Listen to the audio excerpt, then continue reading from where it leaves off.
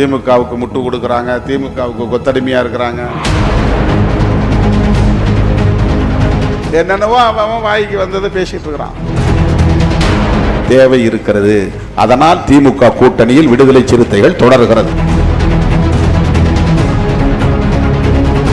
அதனால்தான் இந்தியாவில் வேறு யாரும் இந்த வக்ஃப் திருத்த சட்டம் வந்த பிறகு இப்படி ஒரு தனி போராட்டத்தை அறிவிக்காத போது நாம் அறிவிக்கிறோம்.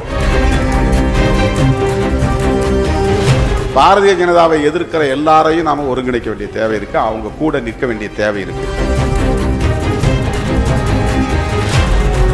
என்னென்னவோ அவன் வாய்க்கு வந்ததை பேசிட்டு இருக்கிறான். திமுகவுக்கு முட்டு கொடுக்குறாங்க, திமுகவுக்கு கொத்தடிமையா இருக்கிறாங்க. நம்ம கிட்ட இருக்கிற இந்த புரிதல் அவங்களுக்கு இல்லை. அதனால அவங்களால அப்படிதான் பார்க்க முடியும். காங்கிரஸோடு முரண்பாடு இல்லையா? இருக்கு. வேற கட்சிகளோடு நமக்கு முரண்பாடுகள் இல்லையா? எதிர்கட்சிகளோடு இருக்கின்றன.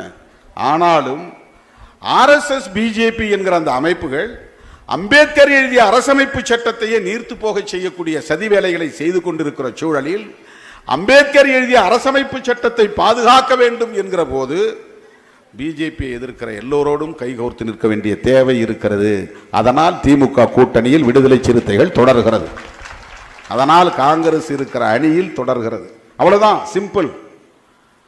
எவனும் எப்படியும் பேசிட்டு போகட்டும், எதை வேணாலும் சொல்லிட்டு போகட்டும், அதை பத்தி நாம் கவலைப்பட வேண்டிய அவசியம் இல்லை. அதனால்தான் இந்தியாவில் வேறு யாரும் இந்த வக்ஃப் திருத்த சட்டம் வந்த பிறகு இப்படி ஒரு தனி போராட்டத்தை அறிவிக்காத போது நாம் அறிவிக்கிறோம். முஸ்லிம்களை பாதுகாக்க வேண்டும் என்பதும் ஒரு செயல் திட்டம்.